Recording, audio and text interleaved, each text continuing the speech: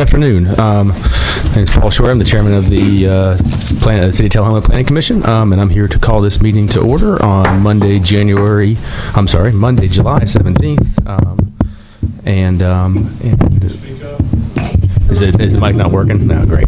Okay, all right, well, we call the order of the meeting of the Tullahoma Regional Planning Commission, Monday, July 17th. Determination of a quorum. We have 4 present and 3 absent. Mr. Rice, Mr. Sellers, and Ms. Almacher are absent. So we do have a quorum of 4. And at this time, I would like to ask everyone to rise, and Mr. Barry is going to lead us in the Pledge of Allegiance. I pledge allegiance to the flag of the United States of America and to the republic for which it stands, one nation, under God, indivisible, with liberty and justice for all.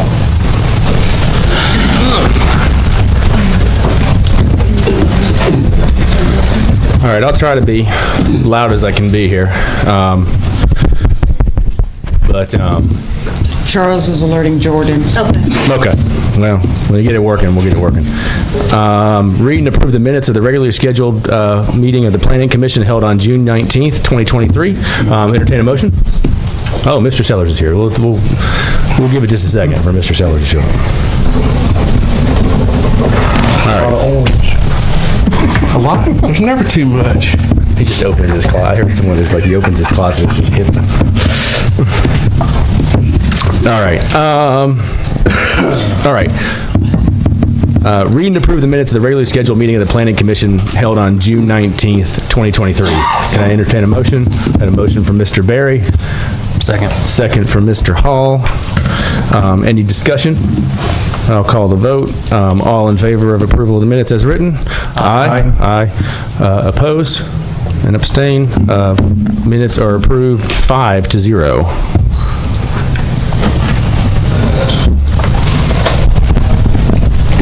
All right, moving on, general public comments on items not on the agenda. At this time, I would invite anyone from the public wishing to speak to come forward and state your name and address. You'll be limited to 3 minutes, and this is for items not on the agenda. If there's something on the agenda, please refrain to the actual public hearings for those menus. So if anybody would like to come forward and speak, ma'am, you are recognized. I'm Lorna Rackler, 205 Huntington Place, Tullahoma, and I want to give Greg Broussard my 3 minutes.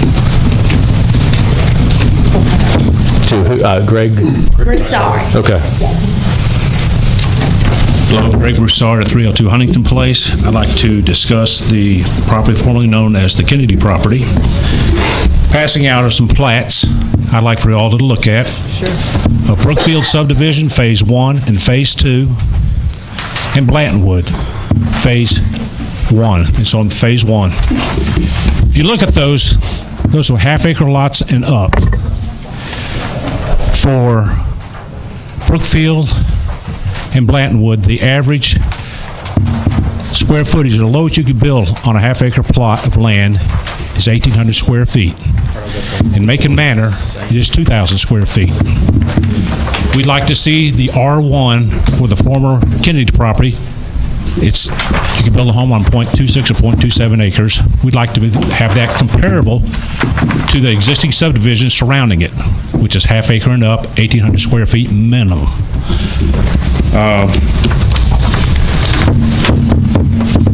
We pay a lot of taxes to live in our neighborhoods. I've gone to countless homes, and they're rather disturbed that there could be some small housing built in this subdivision. I've heard talk about affordable housing. There's no such thing as affordable housing in this day and age. Let me give you an example. In January of 2020, the 30-year fixed rate was 2.79%. If you had a credit score of 720 and borrowed $240,000, you'd have a monthly mortgage payment of $974. Today, it's 7.506% for a 30-year loan with 720 credit rating. That is a house payment of $1,694. That's close to a $700 difference. So there's really no such thing as affordable housing. One thing, I've gone door to door in these neighborhoods. some things that stood out. I can't believe the number of out-of-state people moving to Tullahoma, which is great. Oh, my goodness. Sorry about that. Anyway, we have a lot of out-of-state people moving to this our town, and I can't believe the number. It's amazing, and I welcome them. Other things that I learned while knocking door to door is the amount of people that have moved here from Manchester and Shelbyville. And I asked them why. And he said it's because their planning commission failed them. I said, what do you mean? He goes, I used to live in a nice neighborhood, and I've got these small houses backed up to my neighborhoods, and I moved, and I don't like it. So I moved to Tullahoma. That caught me off guard. And then the residents of Tullahoma that have lived here a long time, I've heard some pretty heart-wrenching stories.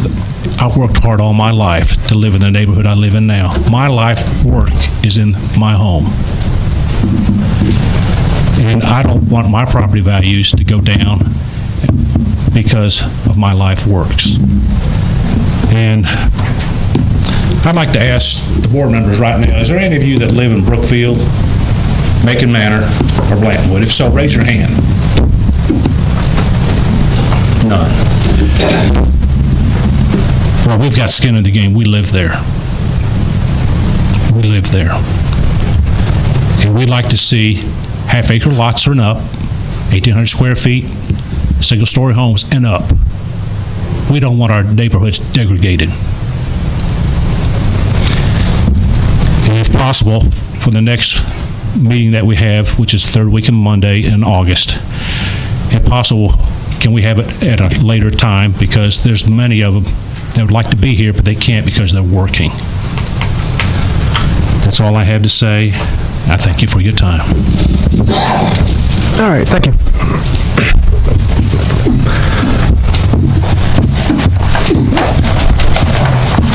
Anyone else with general public comments?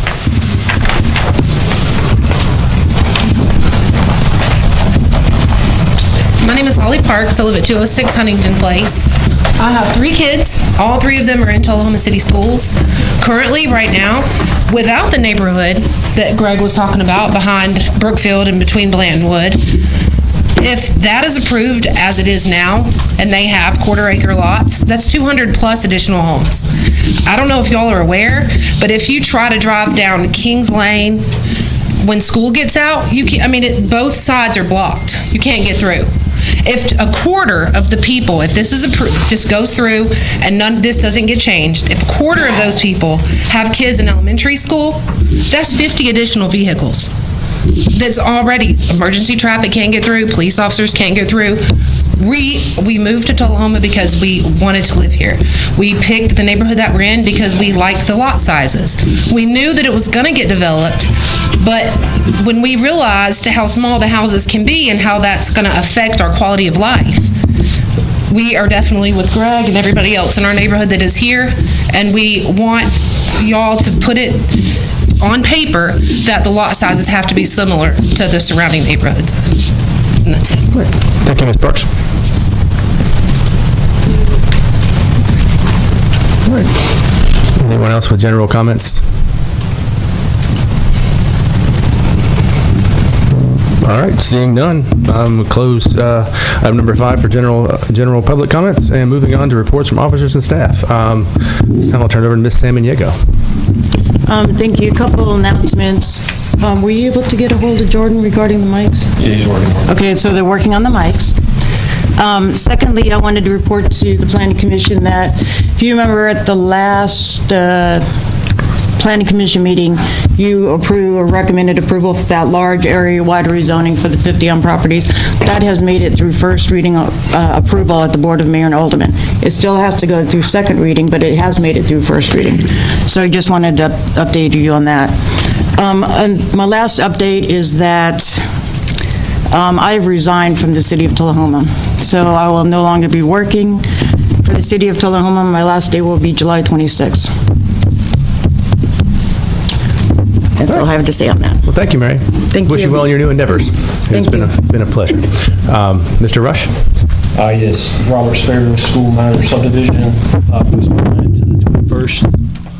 Please, motion. Okay. We'll do that when we get to, is that the other report? Okay. All right. No old business. Moving on to new business, subdivision plats, public hearing. The Roberts Fairview minor subdivision, per Mr. Rush there. I need a motion to postpone that from Mr. Barry. Second from Mr. Hall. We're postponed to the next meeting, which is August 21st. All right, all in favor? Aye. Opposed? All right, 5-0, postponed to the next meeting. And then Springbrook Estates, major subdivision preliminary plat. Plat to create 30 lots on 18.48 acres at the 2200 block of Avoca Road. The applicant is Mr. Benjamin DeFleur. I'd like to invite the applicant or representative to come forth and speak on this subdivision request. Hey, good evening. My name is Nicholas Northcutt with Northcutt Surveying, and we've done this project for Mr. DeFore. And so yeah, he seeks to divide this into 30 lots. You know, we had explored, the possibility of trying to get more because there was, several acres left in the development, but due to not being able to find an alternate form of egress out of there or being able to stub the street out onto another street, we just had to, limit it to the 30. But we had, addressed all the punch list items, and all the lots are bigger than the minimum size, and I think it would be a nice development. And I can answer any questions y'all have on that. All right. What size are your lots? Thank you. Sir, That's goes to public, please. yeah. Sorry. All right. No, but Thank you, Mr. Northcutt. I have questions. Go ahead. What size are your lots? They're roughly 75 by 160 or bigger. They're I think 12,000 is the minimum, and I think ours are at around 14 to 15. And then there's one at the end that's almost a 6-acre tract, I think. And then one up in the front is an 1.5 acres. So you'll essentially have a cul-de-sac in the back, and all the traffic will be routed onto Avoca. Avoca Road is the road that this comes off of. That's right. Ms. Samaniego, where are we at on our sidewalk projects on Avoca? And I'm trying to think where all that extends down to, and are you, I guess my question is, do you have plans, obviously, to connect to any exterior sidewalks? Yeah, we've got sidewalks on Avoca Road as well as down the proposed street, yes. Do we have sidewalks that extend to that section? I'll defer to the city engineer. No, the two projects that are being worked on are back up at Kings Lane, Avoca, in that area, and then at the Triangle, where there will be a drainage project as well as sidewalks that will connect to One of the things that I'd mentioned in a previous Board of Mayor and Alderman meeting that might be of benefit to the city is there might be some coordinating that could be made between the developers and the city, and acquiring funds for sidewalks running to those developments rather than inside of those developments would be probably more pertinent, especially in a cul-de-sac development. Hopefully we can advise city staff moving forward to potentially look at some alternatives to that and see if that might be something to help with ingress and egress, especially of children, since we know that we have had multiple children impacted by being hit by vehicles on Avoca Road trying to get to school. So that's my main concern, is for the public safety and welfare of adding these additional homes with these children who would be traveling to and from that elementary school. Well, I think to address that, of course, we've dedicated the additional right-of-way because Ovoca would be an arterial collector, so we've dedicated 5 feet of right-of-way in addition to putting the sidewalks on the property side rather than the public side. So they would be even further off of the street, so I think we would have that covered. That's inside of the subdivision. I'm more concerned with the impacts of the city liability of children walking to and from school with this neighborhood. That's our job here, not necessarily your job there, but there's a way for us to work together to hopefully address those issues. All right, let's follow the proper proceedings here, and let's let the public hearing happen, and then Mr. Northcott will have opportunity to address any questions from the public and the board. All right, thank you. Thank you. All right. This is a public hearing, so at this time I'll open up the public hearing for anyone from the public who would like to come forth and speak on the Springbrook Estates major subdivision plat. For this time, you're limited to do 2 minutes, and please state your name and address. So, sir, you're recognized. Good afternoon. Lincoln Brown from 111 Autumn Lane. I'm in the Hickory Hill subdivision.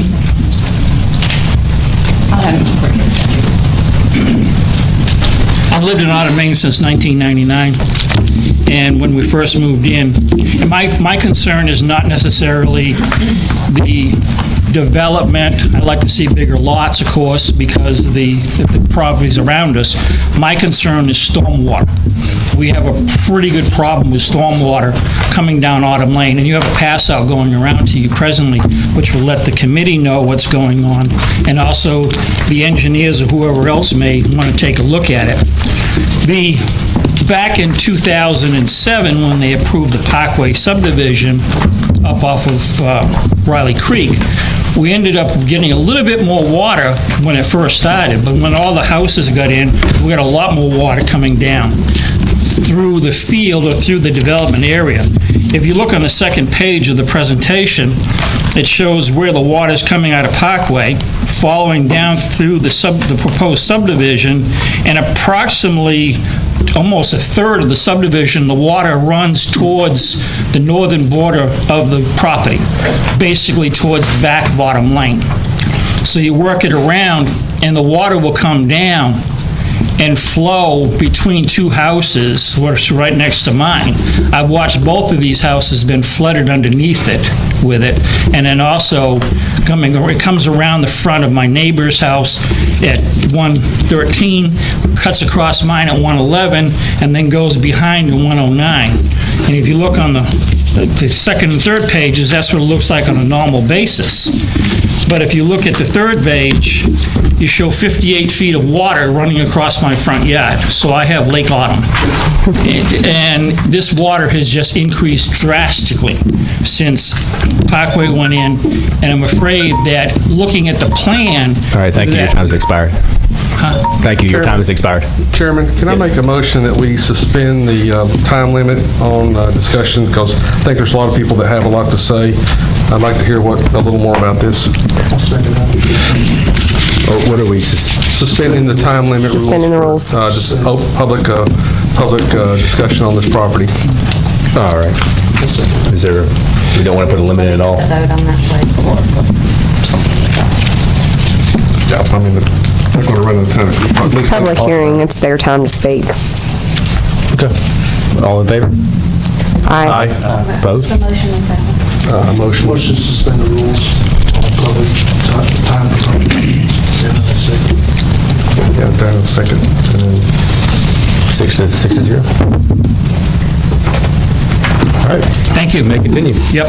As you see, that photo that has the water coming across my front yard, it's 58 feet wide. And there's a drainage ditch in the middle of that. There's also a swale in the middle of my driveway, middle of my front yard, which is almost 12 inches deep to take the water, the normal rainwater we get away from it. So when you're getting kind of heavy rains like this, it really causes problems with it. The next page just shows up between me and 109. The next page is Wanda Duke's carport, and that's the water running over her carport down behind her house. At the same time, the water ran into her house, because I helped her squeegee 2 inches of water out of her driveway and out of her garage. It follows along behind her property, and you see the next is, she has a nice little walkway that ended up being flooded and run down the street, 30 some odd feet down her little area there. And when it comes back out onto the proposed subdivision area, it's approximately 70 feet wide when it hits that area with it, when it comes through. You know, and we have a lot of water on Autumn Lane anyhow, because there's no storm drains on Autumn Lane. So all the water from the west to the east comes down right in front of Wanda's house, which is what, 109. They have cut a curb to get the water out of there so it wouldn't flood their house. So that adds even more water going into the development area with it. Looking at the plan that was presented, it shows that they're going to have a small retention pond behind lots 12, 13, 14, and 15, but doesn't show how they're going to get rid of the water. That amount of water, they're going to have to blow up more easements and drainage than just a detention pond to hold nothing with it. And also over on the other end, down by they got to propose a 24-inch culvert going across again. I mean, a 24-inch culvert holds 18,000 gallons of water. God knows how many gallons of water go across my front yard whenever we have rains. And this is not, it just didn't happen once. This happens 5 or 6 times a year with it. But I just wanted to make the committee aware of storm problems, or storm drain problems on the property. Thank you. All right, thank you. Just a point of information. Do you have a date for these photos that you submitted? What date was these photos taken? The date of the flood across my front yard was December 2021. The one that the floating of the neighbor's yard was back in was either 19 or 20, somewhere in there. What year? 23. 23, when that one went down? This year? Yes. Okay. Well, we've had a lot of them with it. When I first moved in, my driveway had a single 12-inch culvert tile under it, and it would never hold the water. So I ripped it out and I put 3 14 inches in just to try to help moving the water off my neighbor and keep the water moving and get it to my swale and across, and it didn't help because there's just so much water coming down it. And it cut down, and quite a bit more is going to come down, of course, with Parkway being there once it was finally developed. All right. I appreciate it. Thank you, and thanks for this hard work. And my number's on there if anybody has a question.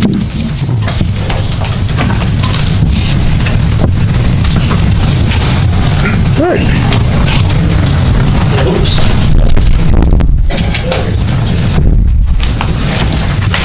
My name is Wanda Duke, and I live at 109 Autumn Lane. I live the lower part of the streets, coming from the cul-de-sac down to Avoca Road. All the water coming down through there hits me. And if you notice on that picture that you have of the carport there, my back end of my carport has got 2 concrete layers of block, which are about 10 inches apiece. So you can see how high that water is. Those was back in the spring, and those are nowhere near the worst ones.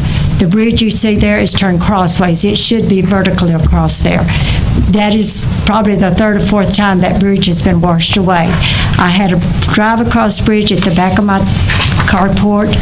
It was made out of 4x4s and 6x8s to drive our boat back into the backyard to park it. It washed that bridge out, plus other little bridge out down into my neighbor's house at 107 Autumn Lane. That was back in somewhere around 2016. I called the city, Mr. St. John, I'm sure he remembers coming out there. Up at Parkview, they put a retention pond in up there. A retention pond that was this deep. It had a drain on the cul-de-sac, where all the water comes out of the cul-de-sac. Yesterday, I went up there looking at it. I hadn't been up there in a few years. A few years ago, they had play equipment, everything sitting in this drainage pond, retainer pond. Yesterday, I went up there and looked. There is, coming off the street, there is a pipe about this tall, about this big around, with bars on it. Straight across from that, there is a flat concrete platform there. Straight across from that, there's another drain pipe about this wide, this big around also, and it's about that deep. Across from that, it runs into this little box of water, about like this, out of another drainage, which all of these drainage are level coming out through here. It comes out into some magic rocks over here where the water's supposed to disappear. Well, that magic water disappears, comes all the way around the back of all of our properties that is on the line with this property that is to be developed. I went up there yesterday. There are fences blocked all the way across here. There is no retention pond. I want to know, this retention pond that is drawn here to go in this drawing is up on the top of this property. We're all down lower. There's a retention pond. Where's the water going to come from that goes into this retention pond? Where's it going to go to when it comes out of this retention pond? Who's going to take care of it? It says in the state law of Tennessee that if water runs across private property, it's the property owner's problem, not the city's. Mr. St. John can verify that. He told me there was nothing the city could do for this. It had been stamped okay by the state. The state sent it back to the developer. Developer brought it to the city. City saw where the state did it. City stamped it and did it. Now then, who is going to take care of these retention ponds? Who do they belong to? Do they belong to the people, or are the property owners there responsible for the property that runs across them? The city says we are. With a letter I got from the city, Mr. Blount's. It's dated January 27, 2016. So when I'm getting more water down through there, my house has dropped from my deck. I've been there since '85. My house has dropped from my deck, has dropped that much on my house. It's dropped down. I have had to have someone come in and push my chimney up because my chimney was leaning for the drain water. And as you saw in those pictures, this is one time. I've got worse pictures, trust me. I got film of this water coming down there. You can kayak in my backyard. It looks like Niagara Falls, and you can see on those pictures what it looks like. That ditch is this deep. It's a swell through here. It's that deep. I have had personally, I laid these blocks around there to protect my house. Mr. St. John told me I could cut that big old tree because the water's making a circle there. If I cut that big old tree, that water's going to come right into my house. The city's not responsible. So I want to know why is no one retaining these retention ponds up there that's supposed to keep the water from coming on of us? And who builds retention pond with the water going straight across? They have got swimming pools up there. They've got fences up there. Folks, this water is ridiculous. I don't know where that's the only water you're talking about to protect these folks over here. More houses you put on land, more roads you put on there. There's no place for this water to go. It's got to go somewhere. The folks out here down below me, they're going to get hit hard. Some of them have swimming pools. And like I said, I live at this end of it. As you come in on Avoca Road, and Mayor can testify, just right there, he drives by it every day. Coming off of Avoca Road, there's a real deep swell that goes through here, and then the property comes on up a hill. Well, what are they going to do, fill this in? Where's all this water going to go to? It can't go in their ditch pond. The ditch pond's up here on the hill. What are we going to do down here that's in the low end of the hill? Are we going to get more water off of this subdivision? And from all the houses that's going on there and the streets that's going on there, 99% of the land just about is going to be filled. Where's the water going to go to? We don't have it. I can't afford no water at my house. I cannot get insurance because I do not live in a flood zone. If my house keeps dropping, it's my responsibility. My insurance won't pay for it. That's coming from the insurance company, simply because I'm not in a flood zone. I cannot get insurance coverage for it. I've asked the city to help. The city and the state of Tennessee says that if the water runs on your property, you are responsible for it. So that is what it says here. This is a letter I got from Mr. Blount's.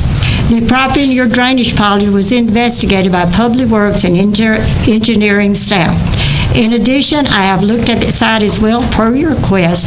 The drainage problem is not the responsibility of the city as it lies on private property, and due to the political potential for liability, the City of Tullahoma Public Works Department cannot perform the work. I have attached a recent opinion from the University of Tennessee, and this opinion says, so while there are waterways that might be public conveyance and assume in city responsibility, they in fact are not. So if the city can put in subdivisions, if they can put in extra streets and things, who's going to be responsible for this? The homeowners? I can't get insurance. Can't none of those folks out there get insurance because we're not in a flood zone. So what are we going to do? I understand that people need housing. We have people coming in here. But what are you going to do about the folks you got here? Are you going to protect us? Has any of y'all been out there and looked at this site? Do you see how the land lays there? Yes. All right, now you figure out when it comes down to this water we already got coming down through here, how much more can we stand? Come out there any day, it comes a real heavy rain. It could come a light rain. I'm not complaining about the water coming down the street because it was like that when I moved there and I chose to move there. But before I moved there, someone had took a chunk out of the curb out there to keep the water off the streets from flooding the street. And that's fine, I deal with that. That's all right, because I chose that. But I didn't choose for a subdivision to be built, the city to okay the plans, and then to get flooded down here, and then the city tells me, I'm sorry, there's nothing we can do for you because it's on private property. Well, I pay my taxes like you guys do, and y'all know that we pay tremendous taxes around here. Take in consideration, look into this, and I think on one of the programs that I saw on TV, someone asked Mr. St. John, Tullahoma did a study about, I'm not sure if it was the drainage or whatever it was, and he says, no, we haven't because it cost. Thank you. As y'all know, I have a limit of 5 for a previous commitment, so I hate to walk out. I'm sure there are comments coming to me, but I'll just let you know I have to depart. I've probably got 3 or 4 minutes if you need to direct anything to me at this point, or I can pick up from there. I guess kind of quickly, if you would address there was I think some of the ARP money was slated to do a hydrological study, a master hydro plan. What's the status of that? Is that happening? Where are we at there? So, yes, that is correct. There's an ARP, there's federal funds that are allotted to a master drainage plan that Public Works is close to, that has recently got under contract with the city, and they have a request for proposals out now on that, so we'll be evaluating and seeing those qualifications, those statements of qualifications come in. But the main thing I would here is that this is a preliminary plat. At this point, the city's requirements of the preliminary plat is to show the general drainage concept. There has been the engineer, the surveyor and engineer from their end has not done calculations, they have not prepared construction plans. So as they are seeing, you are seeing shaded areas that call out detention. That is just a general intent. There will be detention, stormwater detention, prior to it entering the adjacent subdivision. So we will be reviewing plans, we will be reviewing calculations, and this is our opportunity to make sure that we get substantial detention in that area to help alleviate what they have been experiencing for years from the general runoff. So there's a lot more to come. There is no design that we are seeing at this point. All right. Yeah, thank you. I saw that in the comments, so it's that was. So again, I'm glad to answer any more comments that I do have. Okay. Anything? One quick question, the comment about the detention pond that was put there and is not being maintained, that doesn't seem right that we're essentially negating what we thought. If they put this detention pond in here and it's not adequate, then they're going to be in worse situation. These people that are buying this property would be in the same situation. So. It has been a period of time since I've been there to put eyes to it. There are 2 detention basins in that area. That subdivision is close to the upper end of the drainage area, so they're not going to have a huge detention basin, but I don't want to imply that I have been there to put eyes to it recently. I'll be glad to look at it. We can compare it back to the original design plans.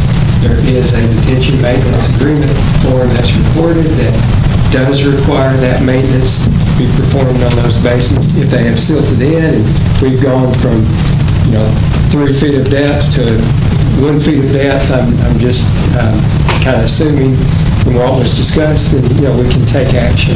But, there would not be near the size of the detention in that upper subdivision than what would be required in this lower subdivision, catching the drainage area. Because it seemed like she said that detention wasn't being maintained. Did I misunderstand what she said? I understand that they have a concern on the size of the detention that's there. Maybe, again, be glad to look at it from the maintenance standpoint, but I've not reviewed it today. Okay, thank you. Yeah, go ahead. Maybe, so this is a preliminary plat. This doesn't say go ahead, we've got to do a final after this. But if we said yes here, did I understand you correctly that before it gets to that final plat, you guys are going to be able to put some math to the elevations and flows, and a better understanding of where this water is going to go and how it impacts? Exactly. The step is the construction plans and calculations between preliminary and final. So the developer's engineer will prepare a set of construction plans. They will evaluate all of these items that you see in comments related to is there a stream, is there buffer, are there environmental issues? They have a hydrologic determination HD report that we'll be reviewing with that. We'll be reviewing their grading plans, their detention designs, detention calculations, looking at easements. But again, this is the opportunity to allow this design to intercept a lot that they're experiencing that comes through undetained currently, to detain in that area, slow the water down, and do some improvements also. I know he's got to go. Did I understand you correctly that it will be up to their engineers to present that? They present them to Public Works and planning staff.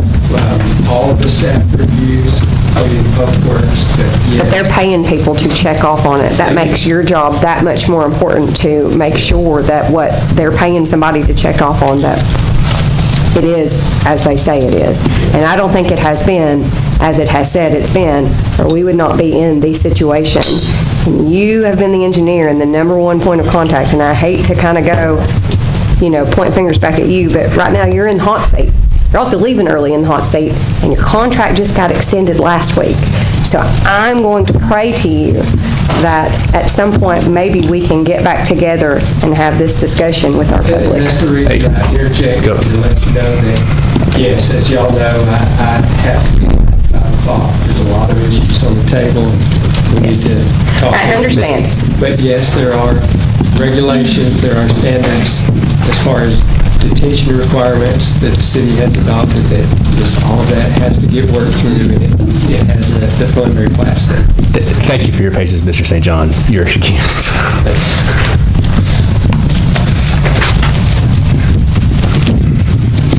Did you have anything?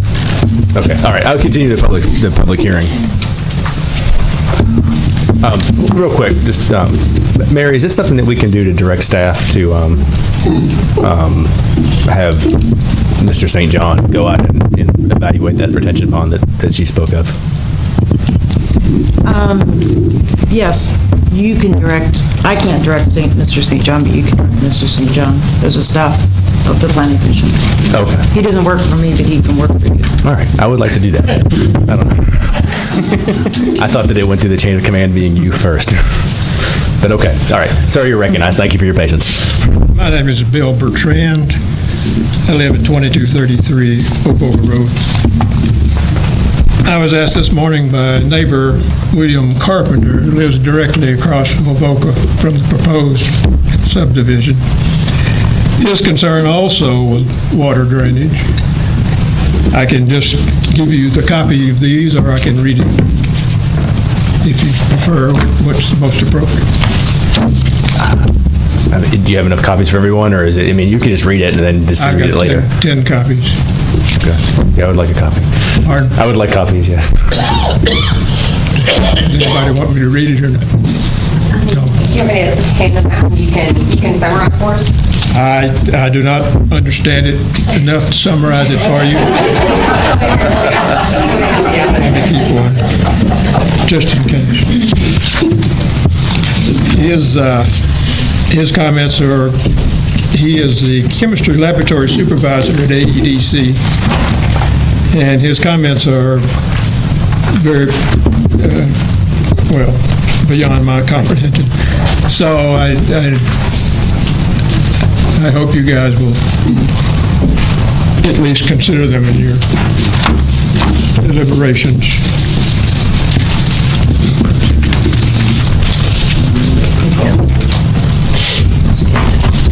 All right, thank you.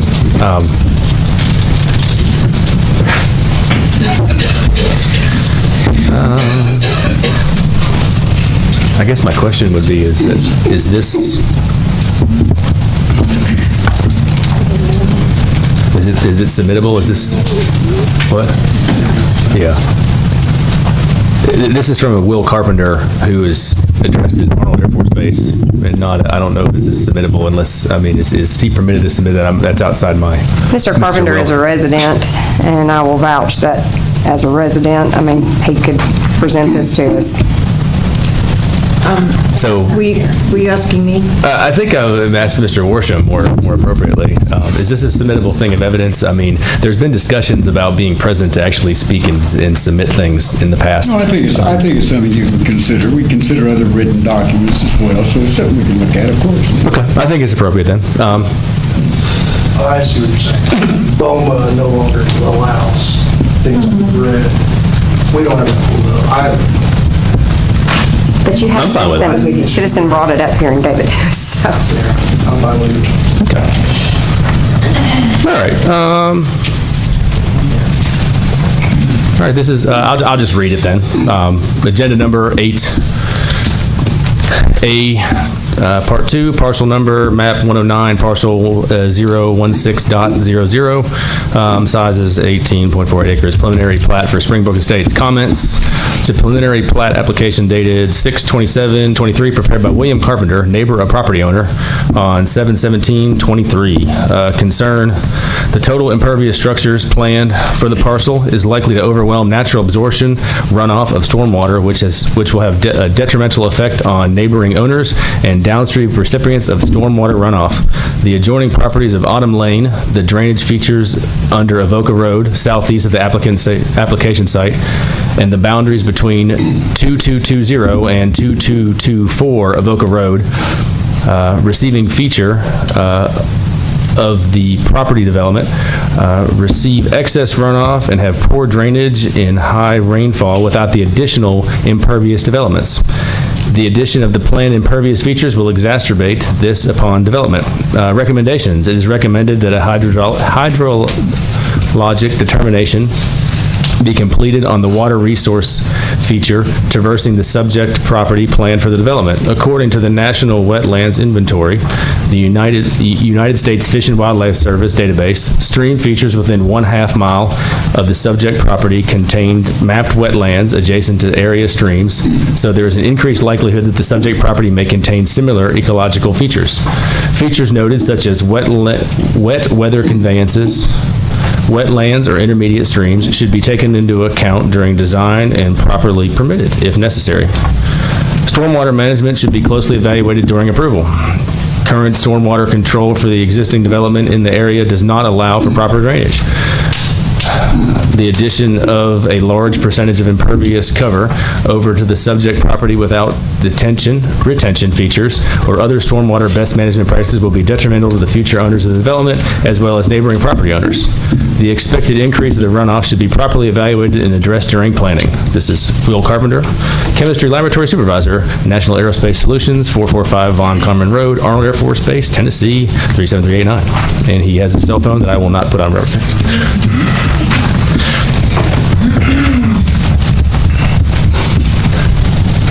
All right, continuing the public hearing.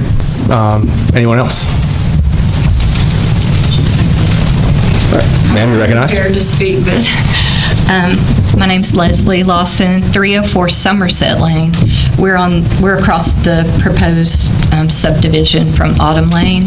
So I guess since this is a preliminary meeting, I would just ask that, if possible, the homes in our neighborhood, we have about 30 homes. They're all half acre or more. I don't know the minimum square footage of our homes, but they tend, I'm sure they're 1,200 or above, just like the people in Huntington Place. I would just like, I realize we're developing Tullahoma and we need new subdivisions, but when you try to sandwich a subdivision with smaller lots, smaller homes, as a homeowner, I mean, like I've said, we pay property tax, we pay quite a bit property tax.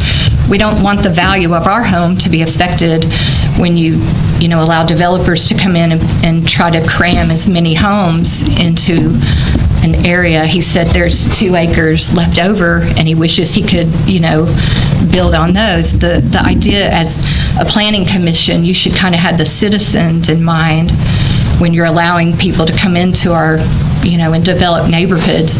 They should match what's surrounding. So Autumn Lane,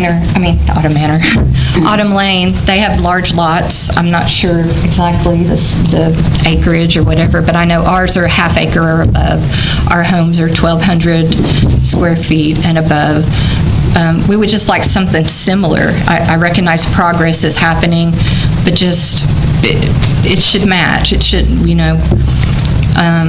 that brings up the traffic problem. We do have another field that was developed before you arrive at our neighborhood on Avoca, but traffic, going down Avoca now, it's heavily trafficked. When we moved here 25 years ago, not as many people, and the sidewalks. We've never had sidewalks, and so our children can't, walk to school, whatever. It's not safe.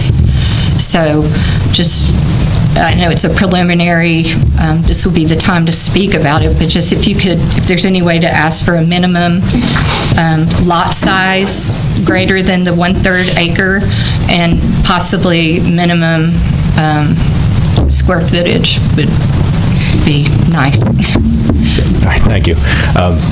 To your comment there, the subdivision has to be designed within the current subdivision regulations and current zoning regulations.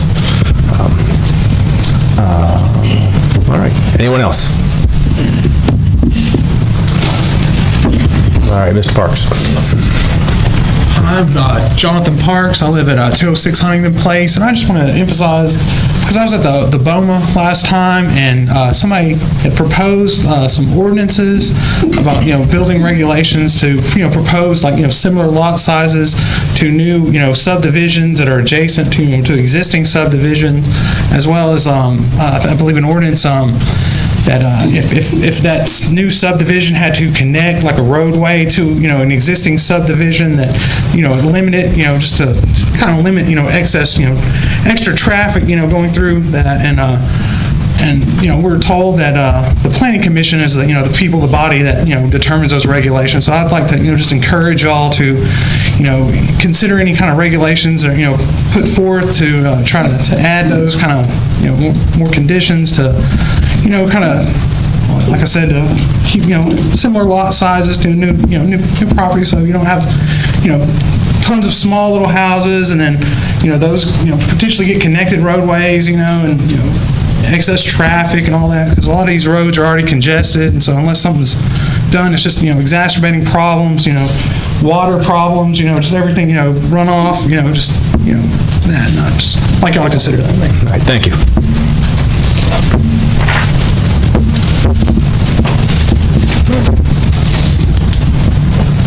Anybody else?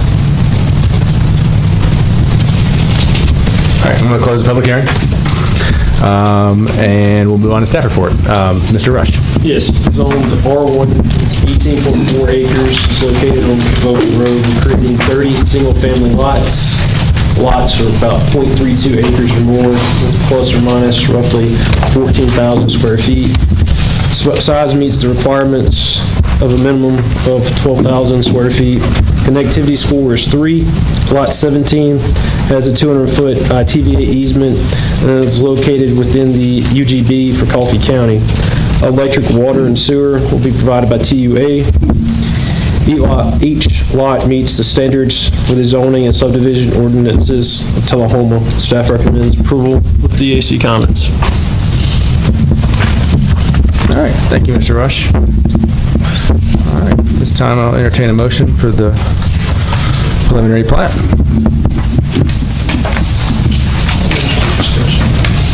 We got a motion from Mr. Berry. Second. What was it for? Approval of the preliminary plat. He has to make a motion to approve just for the discussion. Yeah. I'll second just for the discussion. All right. All right, so we got a motion from Barry, and a second from Paul. All right, discussion. Mr. Barry, it's your motion. You can go first.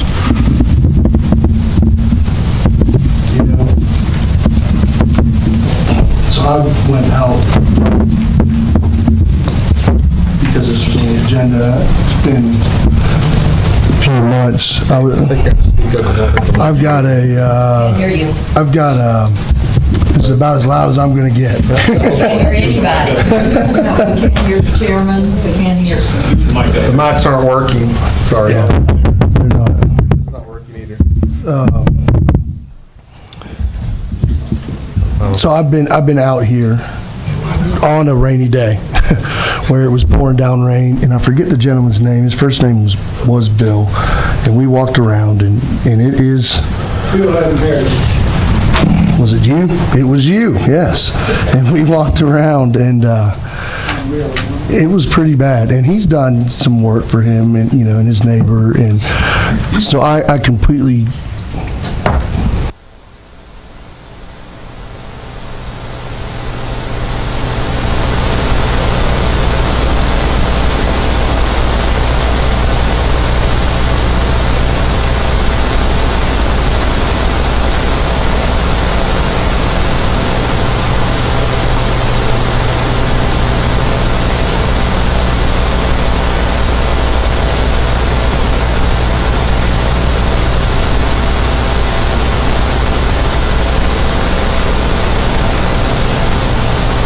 Also say, hey, there we go.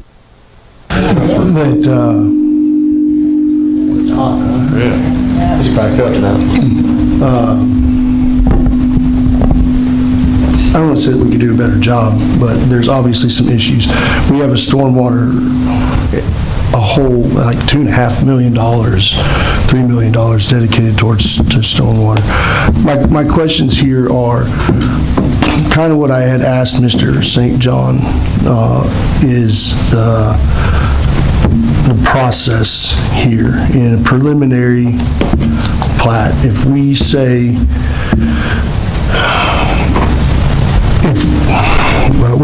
we can either reject or deny, right? I mean, I guess we can postpone, but my understanding is postpone, we have 60 days, otherwise it automatically gets approved, right? And at this stage in the preliminary, the next step is for them to do actual construction plans, actual numbers and evaluations. And then at that next step is the final plat. Two questions. One, I don't know if we can ask. I'd like to ask to say, hey, and this may be something that is already done, I want to see the impact on the greater area, the projected. I mean, I know that it's difficult to get that 100% right because nature's nature. The topography changes every time it rains, and so it's going to shift and change over time. But with what's existing, something that I would like to see in that final plat would be, I want to know how it affects. And if this, we got an extra 2 acres here, if we can make this to where it benefits that entire area somehow. And there's things on here like I can't tell like elevation and, if it's sitting higher, then it's obviously not going to help everybody else who's downstream. It's going to make it worse, right? So those are some things that I'd like to see a little bit more clear here. I don't want to outright say no. I did hear some concerns about lot size, but that didn't seem to be the majority. The majority seems to be mostly with stormwater. I did have a question when we were talking about sidewalks. When we were discussing the sidewalk and you gave the extra 5 foot of right of way, was that on the outside on Avoca, right? That's not inside the subdivision, that's outside on Avoca? No, the sidewalks are within the subdivision development outside of the public right of way. Okay. I hear.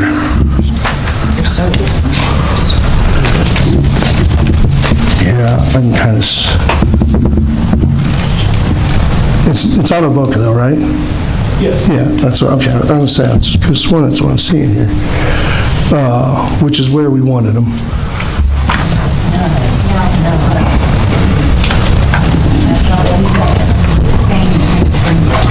The only two lots that would have a sidewalk on it would be the Lot 1 and Lot 30 after they're developed. It would be. And those are the two right here on the outside on Avoca, right? Yeah. I mean, we wouldn't ask him to put sidewalks all the way down Avoca. That's not his. Yeah. But on the property that you're building on, you've got right of way for sidewalks, right? On Avoca. Yeah, I don't think it's appropriate for us to ask you to put sidewalks all the way down Avoca. That's our job, and we should do that. So those I think are my.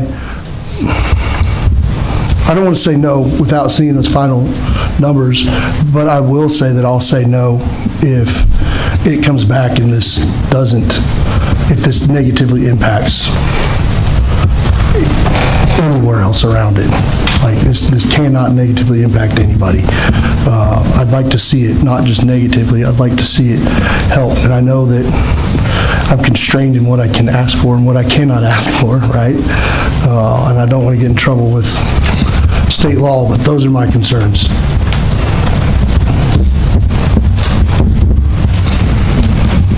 Ms. Allmeyer.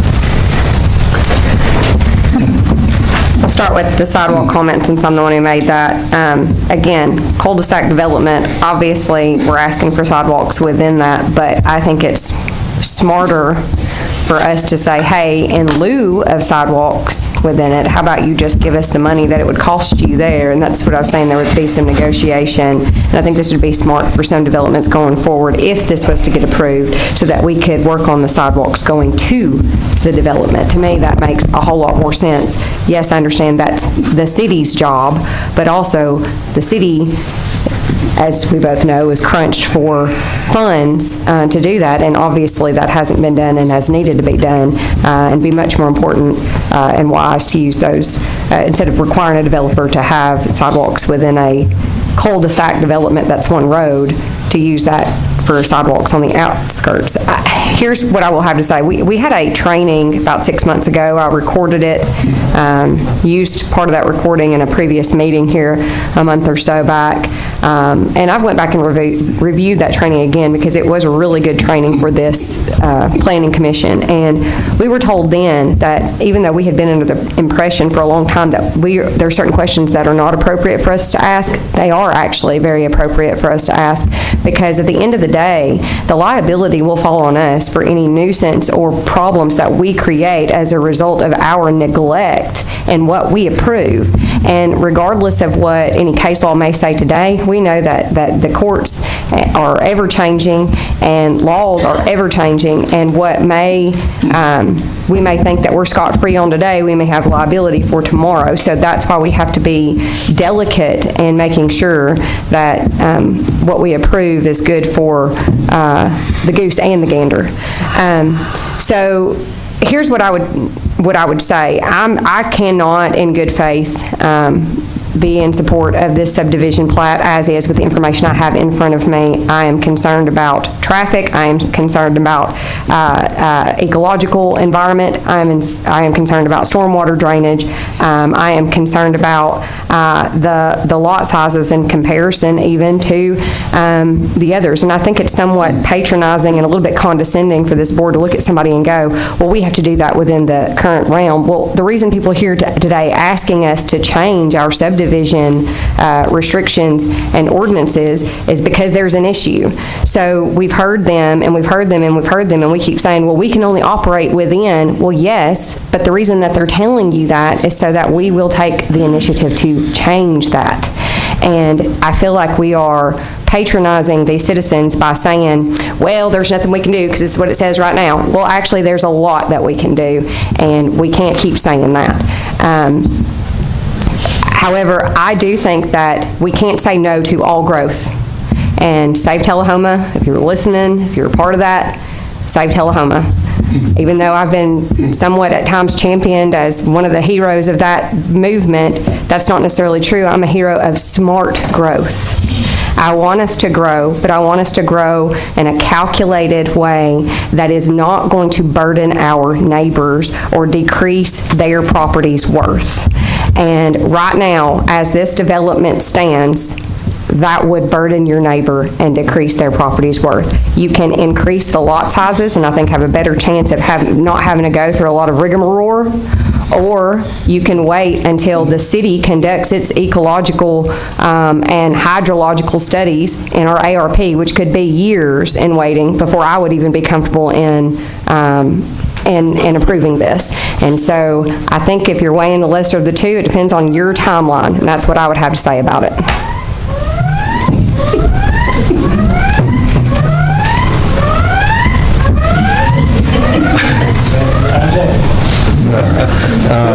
Fitting. Anything?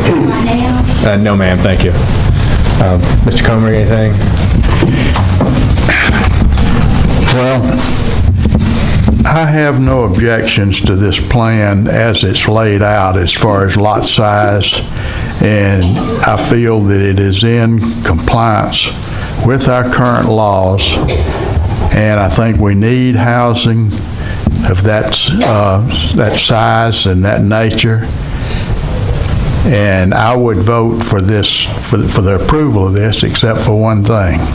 I am very sympathetic to the problem about stormwater that's been addressed here today. And as a result of that, that area is not just there, it's all the way down to the intersection of Riley Creek Road and of Oka Road. We've had numerous complaints in the last year or two about stormwater in that area, which is not that far away. And I can't vote for any project that it has the potential of increasing the stormwater problem until something, at least as a plan in place and something's done to address the stormwater problem. So I will vote against this, but it's for that reason and not for the reason of the other characteristics of the subdivision, which in my opinion are within the current law and the current zoning restrictions, and therefore I think we as a planning commission would be obligated to vote for it since it meets all of our existing laws. My reason for voting against it is strictly the stormwater issue. Yes, I would like to ask, you mentioned that you would like to have made more lots in there, except for the limit of getting 30 homes to have the egress and meet the requirements. Would you have made these, I'm curious, would you have made these quarter-acre lots to meet the minimum if you wouldn't have had the limitation of 30 lots there? To answer that, considering the cost of the road and whatnot, of course it would be in the developer's interest to maximize what they can with the property, but it was the shape of the property that enabled us to be able to have larger lot sizes, as it were. I mean, there wasn't enough space to do a loop road. While I'm up here, I would also like to point out that on the plan, we've got a lot of detention in this. So if flooding is the issue, of course, any plan that's approved, if y'all don't know, any plan that's approved,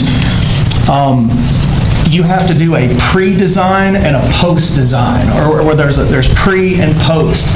So any water that is created with this subdivision, we are not allowed to contribute any more water than what's already coming through. And in most cases, these controls that are put in, these detention areas, oftentimes improve water runoff, because in older subdivisions, there is no detention in a lot of these. My mother lives in one right now, and every time it rains, her yard is a lake, because they did not put that stuff in back then. But in this case, I mean, there's over an acre of detention on the downhill side of this thing. I appreciate your concern, but please address the board. Sorry, I wanted them to know as well. To answer your question, if it weren't for the 30-lot thing, then yes, we would have extended the cul-de-sac to the other side of the power line easement. There's 6 acres there almost. And can I say something as well? Yeah, the minimum square footage is going to be 2,000, first of all. So there's been mention of small houses. That's not the case here. This subdivision would likely raise the value of homes around it, because we have a minimum requirement that's large. And also, definitely during construction plans, we can make sure the stormwater issues, at least, obviously, you know, there's obviously some existing problems from other ones, but we may be able to do some things in the plans that just kind of make up for some of the things that failed in the past or just didn't do as well as intended. And so I just wanted to say those things. Okay. So you're also with Mr. Northcott's firm? Is that? I'm the applicant. Oh, okay. Excellent. Thank you. Ms. San Diego.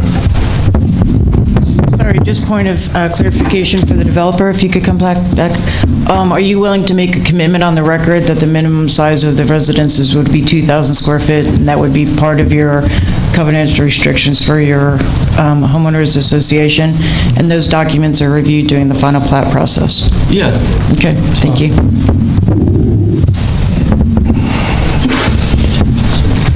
We don't have any action on that, do we, Mary?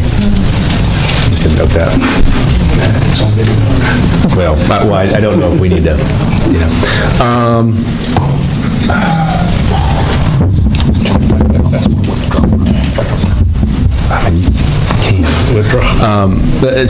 I'll go real quick. First comment is, you know, this, I mean, I definitely agree with Mr. Comar there. We, you know, need some development, need some good development. It sounds like what the developer has to say there is positive for the area. There is a stormwater concern with the larger area, and I would really like to see what I talked about with Mr. St. John and the just master drainage plan. But you know, looking at the notes here, I mean, you know, there's a from where'd it go? There it is. You know, there is a comment in the notes, and that it, you know, we will be restricted to basically making sure that we're not negatively impacting the drainage of the area. And so that's already in the restrictions. One thing that I did have a question about, Mr. Rush, there is there is a note from ERPUD that there's a 2-inch gas main running along the side of East Lincoln Street. I assume there's a typo or that's a leftover or something. Yeah, it's a typo. Okay. Is there a 2-inch gas line running on Avoca, or is it just No, it's just a typo. Okay. So that the ERPUD comment is redacted? Yep. Okay. All right. Some of this, you know. All right. Anything else? I'll go around with Mr. Berry. Yeah, when we talk about the minimum acres, and I think that he has kind of settled that there. I think minimum acreage is the wrong question, right? Because we're not concerned. You can still have acreage that matches the acreage behind it and still put piece of junk on it that decreases property value.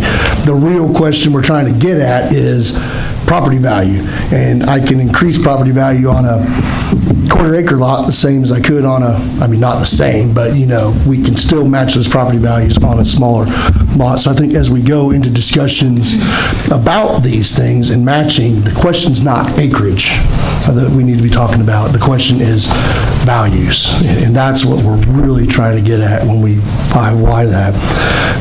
In all, I don't mean to be condescending to anybody. I never mean to do that.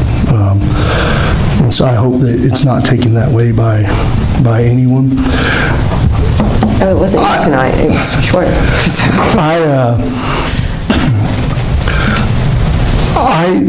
This is a right?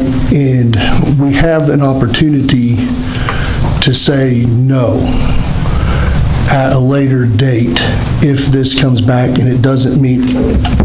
When we look through the advisory committee reviews, you know, there's things in here, like if we said approve, it's approved subject to staff comments, right? And you know, we're up here saying, this is what we want to see, or we're going to say no, right? But you know, some of these comments are from Scott St. John. We need additional drainage easements, including lots across 1725, may be required upon development of construction plans. And you go on through several of these. TUA's got some comments. And so what we don't have in front of us are the numbers, right? So we can't say, I mean, we can, you know, for a fact that this preliminary is going to negatively impact stormwater. There's a chance that it could, right? But I would like to see numbers first. There's also a chance that we could, maybe, right, that this could be an opportunity to solve some of the drainage issues, maybe not for everybody there, but for some people, it could solve that drainage issue without burdening others. Will it 100%? Maybe not, but we won't know that until we see this construction plan, until Scott St. John has run his numbers and the others have run their numbers.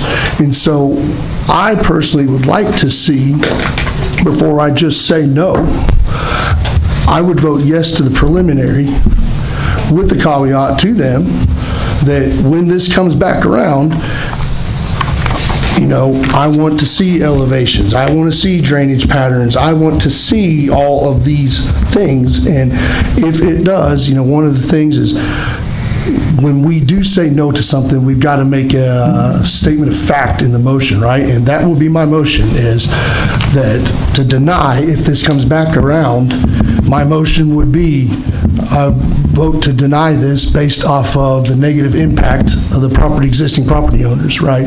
But we can't get to that point. And I don't think that we're really doing we have the potential to maybe help some people. Maybe not, but I'd like the opportunity to see whether or not it does. And if we kill this tonight, we're not going to get that opportunity.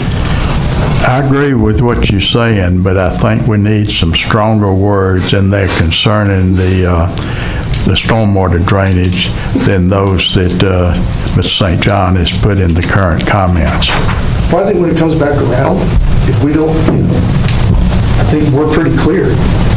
We're pretty clear on we want the stormwater issue to be fixed. And if it comes back around and it's not, and we don't see evidence, I mean, or I'm not going to speak for everybody, and I don't see evidence that it is, one, going to help some others, or it negatively impacts anyone around, I will vote no when this comes back around, as I believe everybody up here will. And I think that that's about as firm as we can probably get, is saying if this comes back, no, it's a no. I think your motion said that you would prove it with the existing comments. And what I'm saying is I would like to see that motion amended to say something stronger about the drainage problem. It's something that you just said, that we're not satisfied with the current plan as far as drainage is concerned, and when it comes back it'd have to have a stronger drainage plan with expert testimony that it would actually improve the drainage of the area by implementing this plan. I'm open to that friendly amendment if somebody, maybe we want to go back around before we do that, in case there's other ideas. Then Are we saying make a motion to postpone? No. Or are we saying, because when would it come back to us? Just upon the approval of the Final plat. When they're The ready final for the plat? final plat. And at that time, we'll have all the construction plan, we'll have all the hydrology, we'll have the transportation, we'll have all of that. A lot of times, I don't know that we get all that, sometimes it's just comments, but that's something that I would like to start getting maybe is, when we come back to these final plats, I'd like to see that transportation study, I'd like to see that hydrology study. I may not understand it all, but I'd like the opportunity. That's the reason I said expert testimony, because I don't understand it all either, and I want an expert to tell me that it's a good plan. I can see a double-edged sword here. If I'm putting myself in the shoes of the developer, what I would hate to see is that this developer spend a lot of money with a yes today and getting all those things, and then at the end, we're not satisfied and a no at that point. So in his interests, I would be more for a motion to postpone with, at the next meeting, we can flesh out just the stormwater issues and some evidence-based expert testimony and, pictures. And we want to be sure with our engineering and with evidence-based, topography information that we are not going to burden these neighboring landowners. And I think that just saying, yes, go ahead, and then at the end, at final plat, we've had this developer who has then now spent God knows how much money, because this stuff's very expensive, and then all of a sudden we say, no, that's not good enough, or we don't approve it at that point. I don't know that if I was a developer, I wouldn't like that, but. All right, I'm going to say that, I'm going to recognize Ms. San Diego in a second, but if we need to be very careful that we do not put any undue burden, that's excess burden on, and I don't know what the legal terms are, I'm not a lawyer, don't pretend to be one, but Ms. San Diego, please go and tell us what needs to happen here. Thank you. Just for the record, so part of my job is to make sure the Plan Commission has accurate information when they're making their decisions. After a preliminary plat is approved, per the subdivision regulations, construction plans are submitted by an engineer, and they are reviewed by all applicable city staff. Those construction plans are signed off on. Then the actual construction of all the infrastructure is complete and inspected, except for the final coat of asphalt for the road and the sidewalks. After all the infrastructure, which includes detention ponds, roadways, that's basically it in Tullahoma. Sewer and water, all the infrastructure is built in and inspected, then they submit the final plat for your approval. They would already be done. So they would already be hundreds of thousands of dollars in. What you could do is you could, as an option, continue this case for a month and ask the applicant to bring their engineer with them to provide testimony as to the anticipated drainage of the site.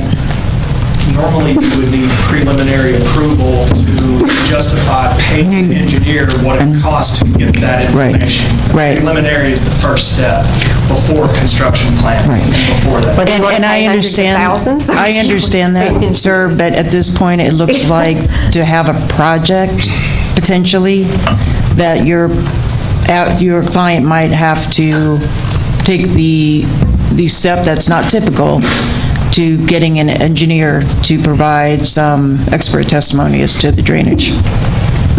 If there weren't already issues with the surrounding properties, I don't think that we would be asking this. And I'm certain that if, I think you eased some minds when you said the 2,000 square foot minimum.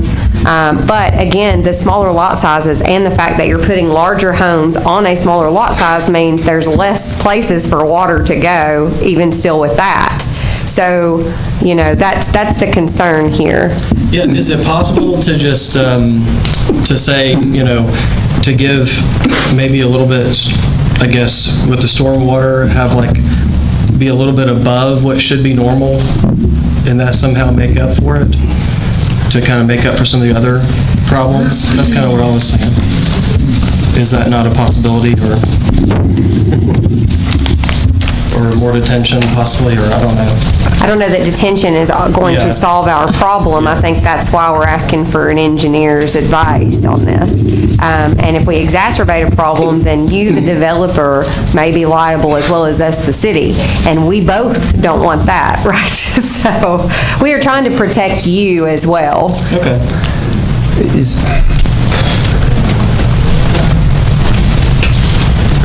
So they're with the preliminary plat approval, they're approved to break ground. With the preliminary plat approval, all they're approved to is that the city is willing to accept the lots as they're generally laid out. That's it. They are only approved to break ground once the construction plans are approved. So the preliminary plat is in fact saying the road meets the standards of the subdivision regulations, the lots meet the minimum lot size, you've provided for detention on your site in these general areas. That's all the preliminary plat in effect does. It gives them their initial entitlements, they call it. We're somewhat put on notice of the issues here. If we approve this, they go ahead and break ground and do their thing, and then at the end, we realize we are going to have a bigger mess. Number one, they've detrimentally relied upon that. They could have damages, the neighbors could have damages, and the city could be in a world of mess because of this approval today. I make a motion to postpone until we hear from an engineer. Can I say something first? So you got a motion? I do have a... I'll second, but I have a to motion. discuss. So there's a motion on the floor, you can put that as We an amendment. got a motion that's postponed for You had a the next motion meeting. too? He had a motion also. Bill had a motion. He never got a talked second. about it. Oh, you didn't make a motion? Okay, all right. All right, motion and a second. Discussion on the motion. So if, and this, so we know maybe for next time if we decide to postpone, can we, with the preliminary plat, are we able to say we approve it with the condition before you break ground, we can look at the construction plans? Is that a thing?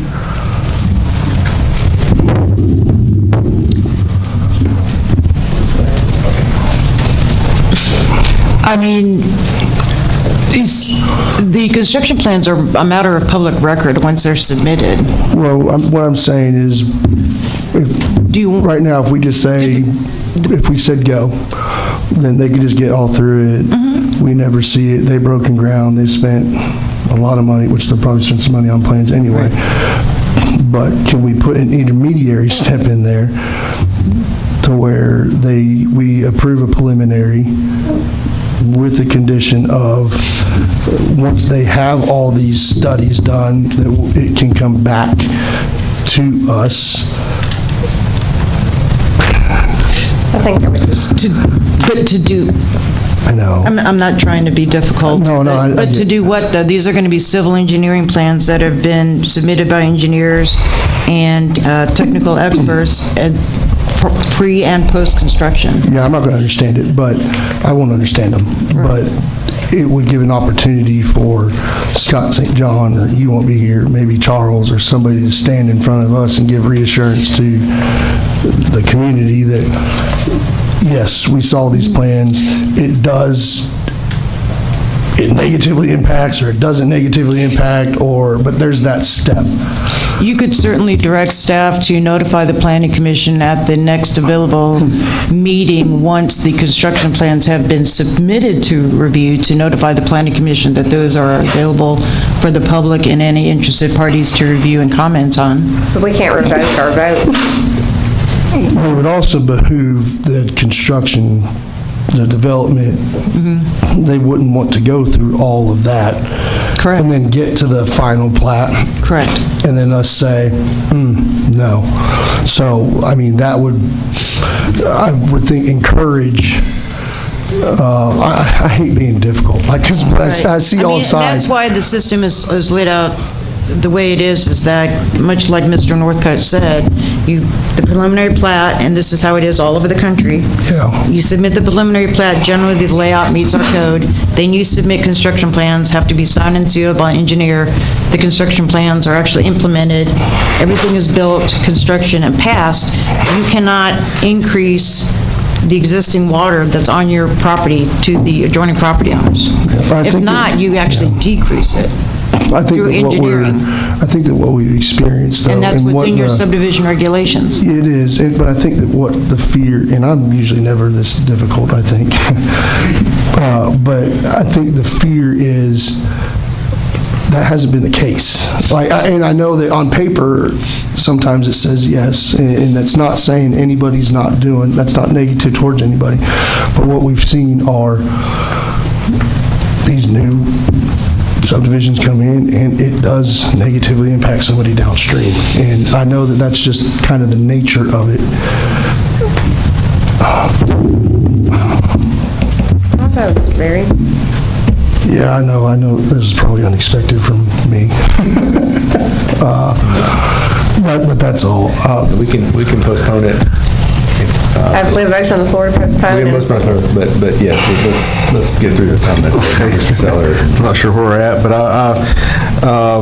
I would like to make a comment that, as a citizen, before I came on this board, I was one trying to get the regulations changed to make equal lot sizes. I pose this back to you, the developer, that, a lot of the folks in town that have been living in these subdivisions for many years are concerned, as you've heard about, lot sizes are not really the issue. It's more about if I have a house and then I've got two houses backed up to my house.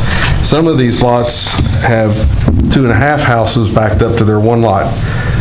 That is a concern amongst our citizens. We didn't get those regulations changed, but I just want to say that is a concern.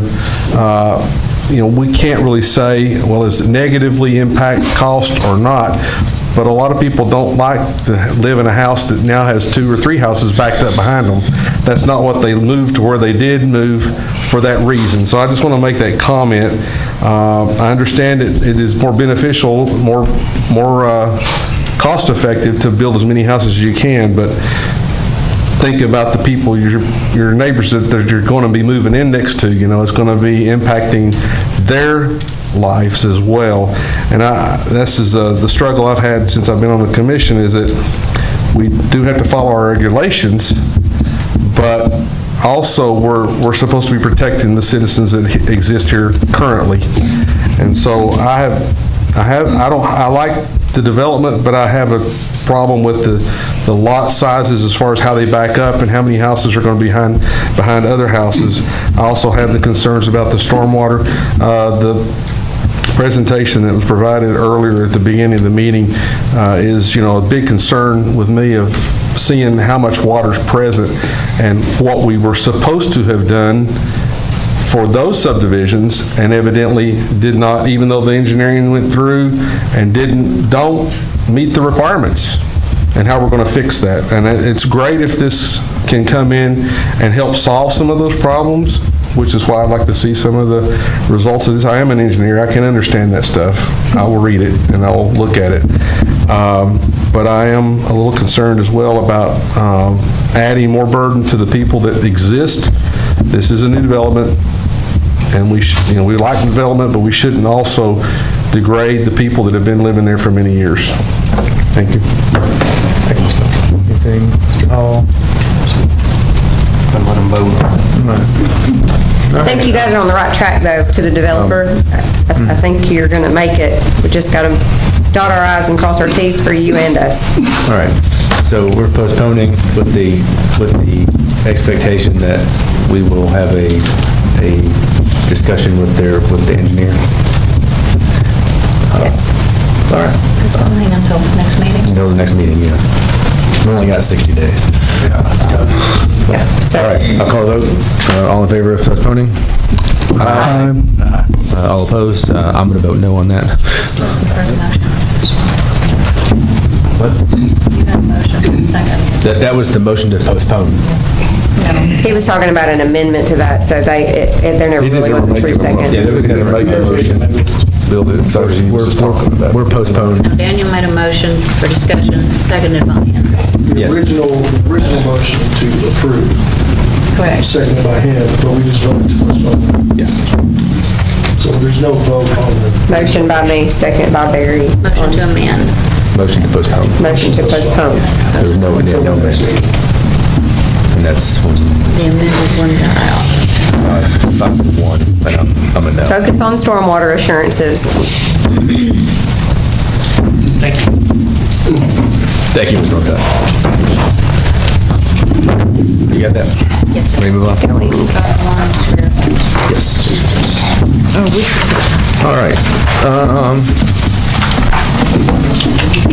All right, moving on to agenda number 8B1, the zoning map amendment. 275 request to rezone the properties in the 100 block of the New Rock Creek Road from general commercial C2 zoning district to the neighborhood commercial C3 zoning district. The applicant is Mr. Brian Brown. I'd like to invite the applicant to come forward.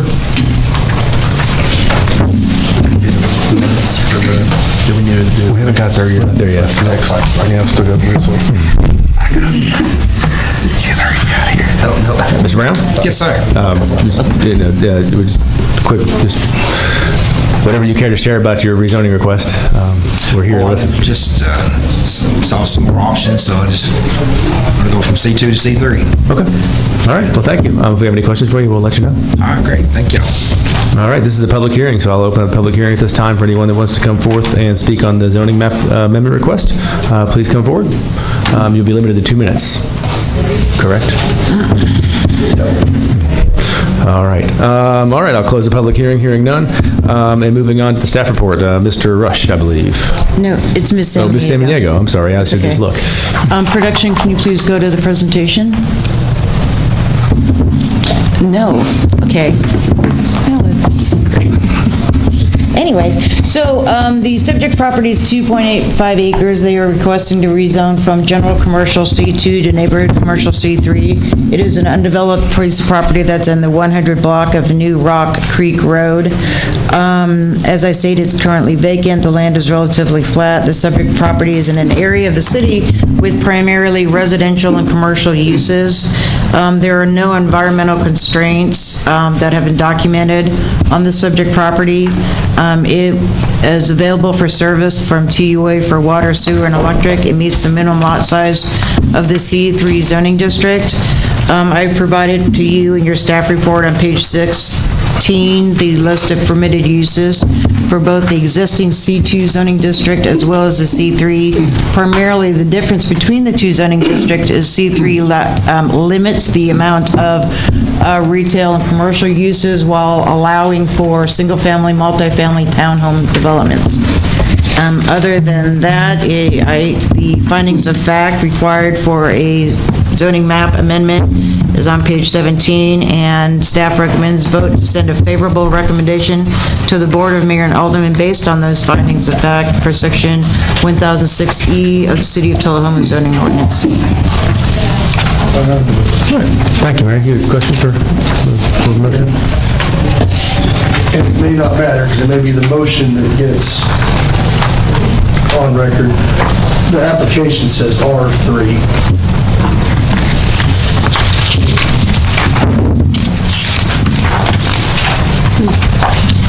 Yes, sir, I see that. When the initial, that is my error, I'll take that one. When the applicant originally applied, they were going to apply for the R3, and I contacted the applicant and explained that another option for them would be to C3. Because of this property's location, it backs up against other vacant property that is on South Jackson Street. And so if it's C3, it's potential that a commercial activity or some commercial uses could span that entire property while still allowing him to do a multifamily or townhome option. Whereas R3, he'd be locked into this property only being able to do a residential product. And I would hate for him, and I've seen it in the past in other jurisdictions I worked with, somebody speculatively rezones the residential, then 2 months later, somebody knocks on the door and they want it back as commercial. So I suggested that to him. He agreed. I have it in writing. It's in the record. I forgot to change it over here. I just want to make sure that... They're asking for the right thing. Yeah. That's what carries, not the application. Correct. I have a question also. It's difficult to tell the colors. Is according to our new map, is it currently in a C3 zone or is it a C2 zone? It's hard to tell the difference in the two reds. Under the zoning map, it's currently C2.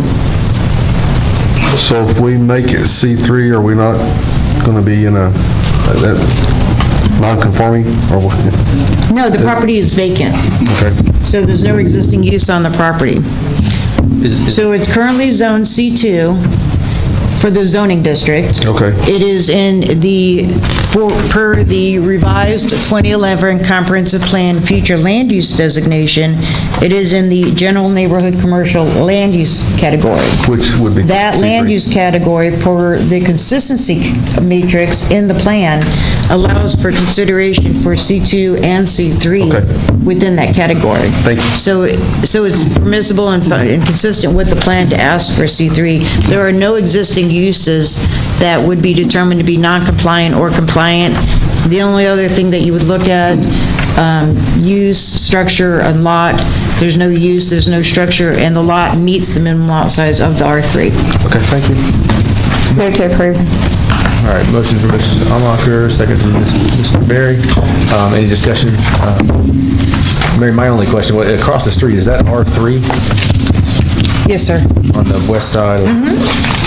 Yeah, it's R3. Yes, to the west side, to the far south, and then it becomes R4 for that large, I can't quite remember the name of the mobile home park, is the navy blue color. Just trying to make sure the colors are, my colors are calibrated. Yeah. Yes. All right, any other discussion? Mr. Comer asked her to... I'm glad I'm not the only one that has trouble with colors. Oh, I forgot I was supposed to use symbols, we're supposed to use symbols for the zoning maps because of Bill's color site issues. I apologize, Mr. Comer, I forgot. No problem. I do apologize for that. There's so many colors, it's hard to tell the difference between the two of them anyway, and I'm not colorblind. All right, anyway, any other comments, discussion? All right, I'll call the vote. All in favor to send a favorable recommendation to the Board of Mayor and Alderman? Aye. Opposed? All right, the motion passes 6-0. All right, and so that adjourns the Planning Commission meeting. The next meeting will be August 21st at 4:30 in this room. So I will close that meeting, and at this time, we will open the City of Tullahoma Board of Zoning Appeals meeting. And I will call that meeting to order. And the first motion of business is to read and approve the minutes from the June 19th, 2023 meeting. So I'll entertain a motion from Mr. Berry and a second from Mr. Hall on the minutes. Any discussion? All right. All right. All in favor of the motions as written, or minutes as written? Aye. Opposed? Abstain, I was not here. All right, and Ms. Almacher is abstaining, so that's a 5-0, 5-0-1 with Ms. Almacher abstaining. And moving on to new business, variance request 231 to increase the amount of patron parking spaces allowed for a home occupation from 1 to 8 at 110 Redbud Lane, Coffee County map 115M, Group F, parcel 27. The applicant is Michelle Gibson. I would like to invite the applicant to come forward and speak on the variance request. Thank you. So I got an email from Mary with the reasons to potentially vote against my variance request, and so I kind of wanted to address those. So the stated reason to vote against was it is staff's professional opinion that this would negatively affect the neighborhood at large, as it would add more traffic in the area. So 2 points have been brought up, 1, traffic, and 2, that it would negatively affect the neighborhood. However, there is nothing I could find in the current business license city codes that addresses traffic. According to the current permit, we could have any number of vehicles traveling through our neighborhood as long as only 1 patron car parks on our property at a time. Parking and traffic are 2 distinct issues, but the criterion on number 6 deals solely with parking. If I'm granted this variance, it would actually cut down on traffic compared to a standard drop-off then pick-up model that many class-type businesses use. Since my business relies on parental involvement, parents join their child or children for class, meaning they enter the neighborhood once, park, and then they leave once. If they are not permitted to park on my property, they would actually have to drop off, leave, return to pick up their child, and that would actually double the traffic impact while meeting the criteria for parking, as no one would be parking on my property. Having parents park on my property cuts traffic in half. Traffic, not parking, is the current argument against granting this variance. Regarding the negative impact this would have on the neighborhood, I wanted to point out several positives.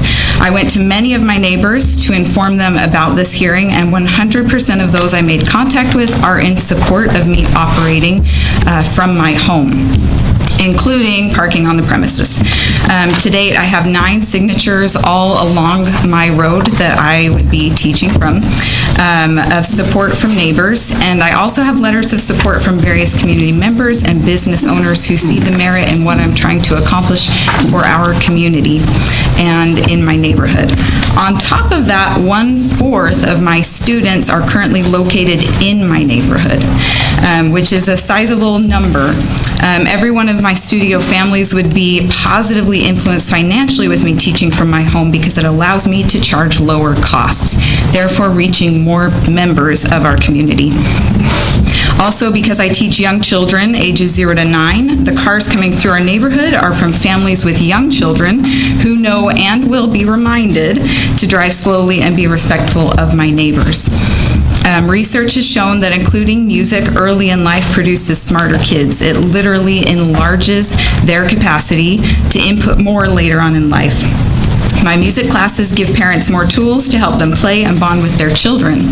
Why do I ask parents to stay? Children are naturally wired to learn through their caregivers, and adults are wired to teach them. Connection is important to a child's growth. I teach children the building blocks of music that will help them to grow musically and developmentally, and one day contribute to our community. It is my hope that the board will see the merit of what the classes I teach provides to families. It is my belief, and the belief of many others, that granting this variance would reduce traffic and positively impact my neighborhood and our community as a whole.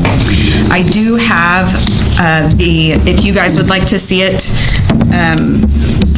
the signatures from my neighbor, as well as this is the flyer with my schedule that I took out to everyone. So each of my neighbors has my contact information, my teaching schedule, so that if any issues arise, they have a way to contact me so that I can take care of those. And then I also have, sorry.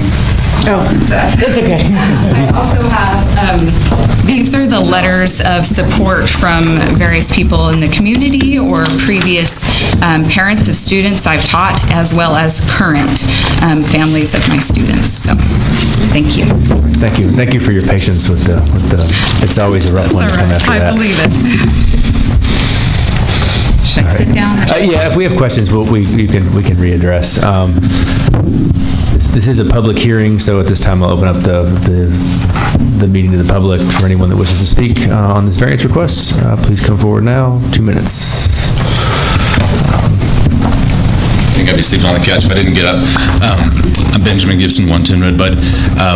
Ms. Amacher, pardon the pronunciation, you mentioned change. The laws and whatnot are changing, and we need to make sure we're with that. And I think post-COVID, and I've not done any studies on this, but home-based businesses post-COVID have changed drastically.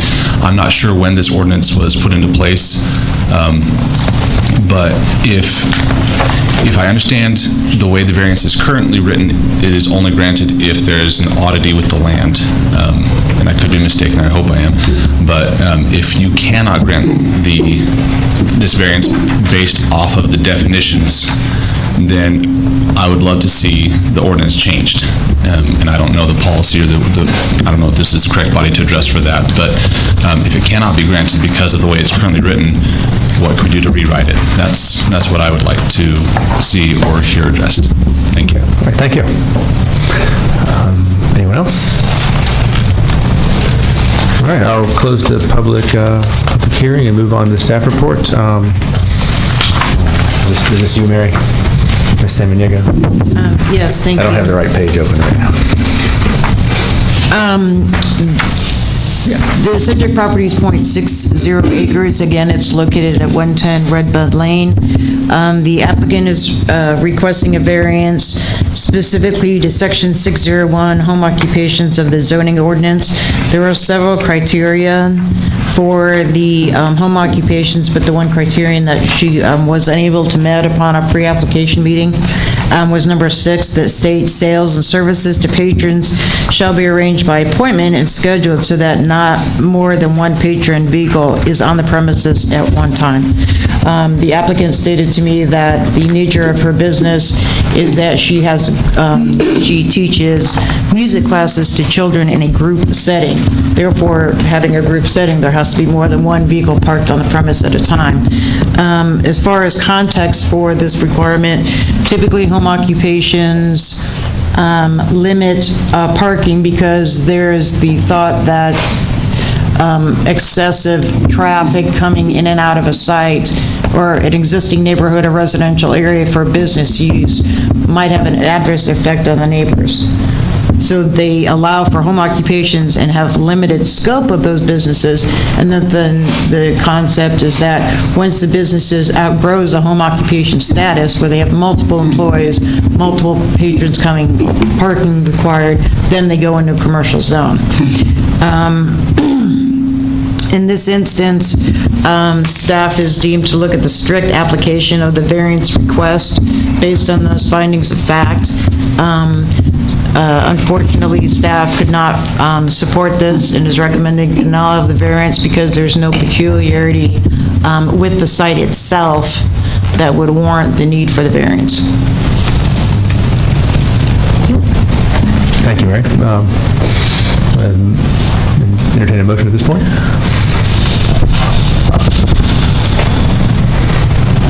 Move to approve. Second. The variance. All right, we have a motion. Discussion. Yes, I made the motion. So what you just brought before us is the very reason that which I was trying to create something else called the Board of Appeals, which would have basically usurped the authority of this board, but also it would have been the very board that would have the authority and the autonomy to also change the ordinance should it need change, because the majority of variances do come to us with issues and flaws within our code. But there's a disconnect between this board and the Board of Mayor and Aldermen. Two of us right here sit on the Board of Mayor and Aldermen, and we are in a position to change the ordinance. And oftentimes, this is when we see that these outdated policies and things that we have, that there are flaws inherent within our code, but yet we never, there's so much of a disconnect, we're not in a position. This Planning Commission is not in a position in order to change those. They cannot change the ordinance. Only the Board of Mayor and Aldermen can. And I encourage you that if this does not pass, to come to us and ask for that change as well. But I'm not sure that our restriction is constitutional, number one. I think that it may be overly broad, and since the home occupation is one that is allowed by state, I'm not sure that we can overly restrict the access of the patrons to that home occupation. And for that reason, so that we do not get sued, I say approve the variance.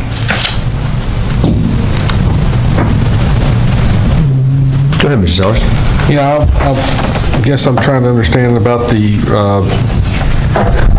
regulation that we have as written. I'm just curious, if there was a family with 8 children and they all had cars, what would that situation would that be at a house? We don't regulate the number of vehicles that an individual family can have. And so the regulation is it because they aren't part of her family, then they can't park there? That's how the city's regulation is written. Yeah, I agree. I think that's ridiculous. So I would make a motion to approve as well. Thank you. I'd like to instruct staff to get that on our next agenda for an ordinance change as well. Since our city administrator is sitting out in the audience, he wouldn't hear it with you. Mr. Berry.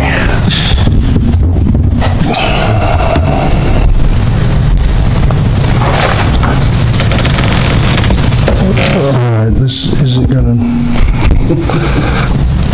be popular, but stick with me. This is a variance request, and there are strict rules on how we apply those variance requests. As a variance request, I would vote no. Because once we start deviating from those rules, right, then any time a variance request comes in, and we're supposed to do them all on their own merit, right, but we're supposed to do them all on their own merit based on X criteria, right? Once you start negating criteria and we start making our own criteria, then we put ourselves into a situation where, what are you following? And it's completely arbitrary, So right? you're saying you'll never approve the variance. Let me finish.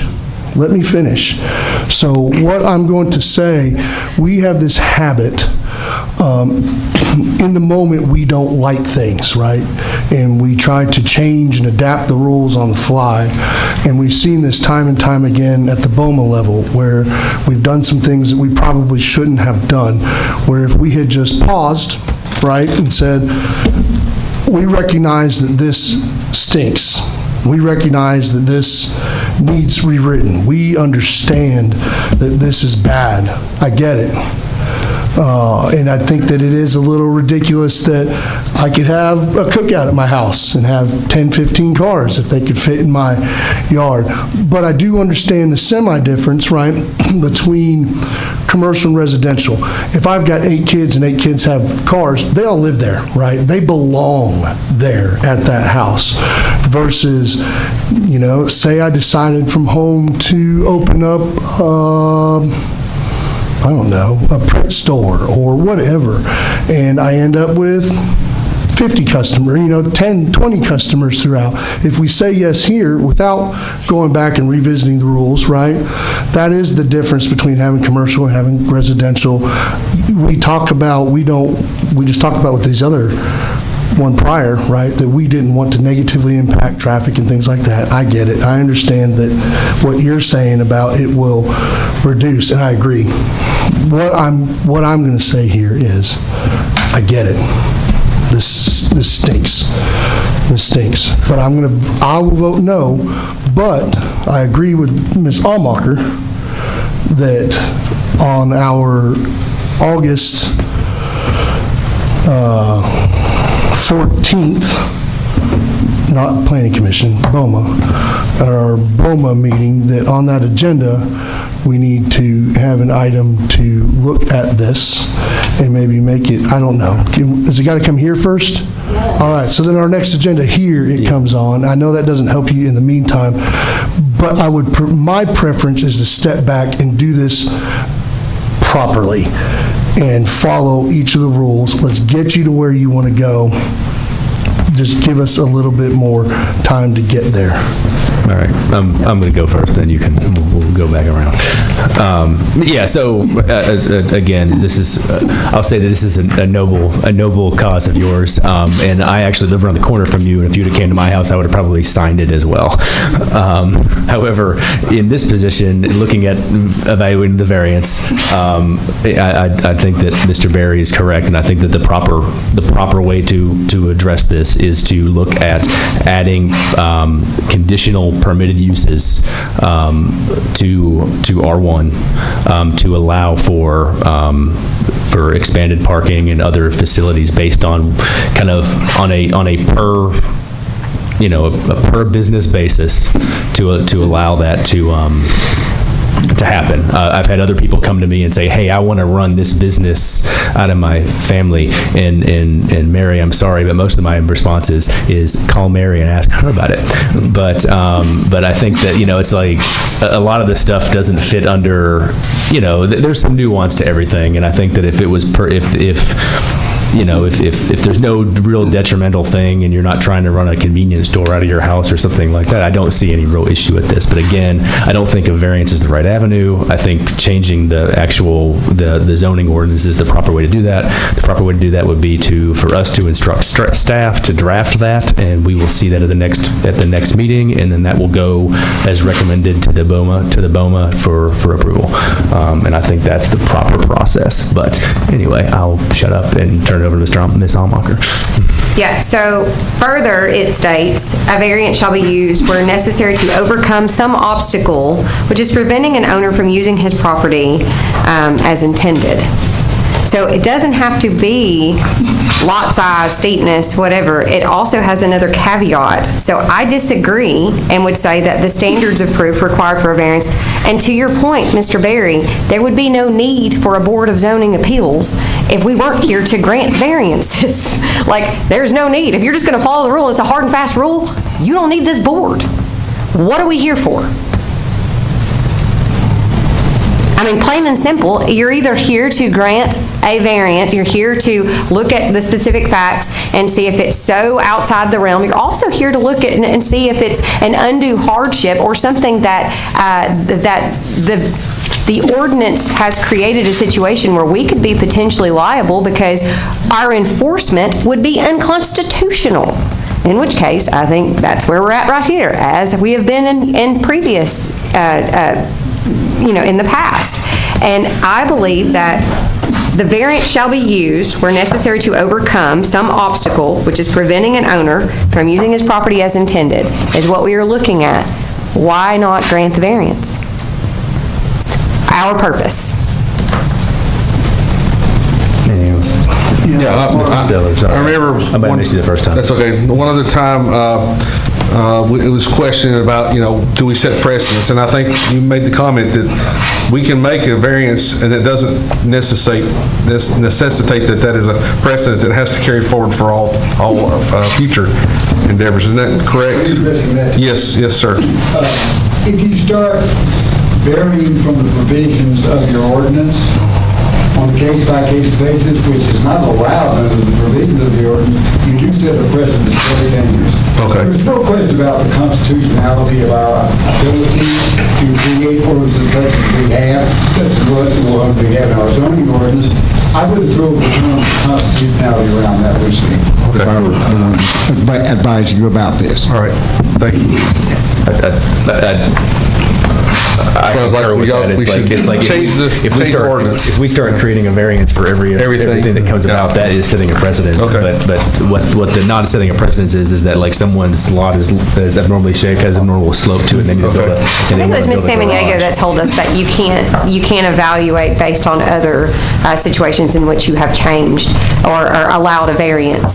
That each is a case-by-case basis, and they do not set a precedent. It's the purpose of a Board of Zoning Appeals.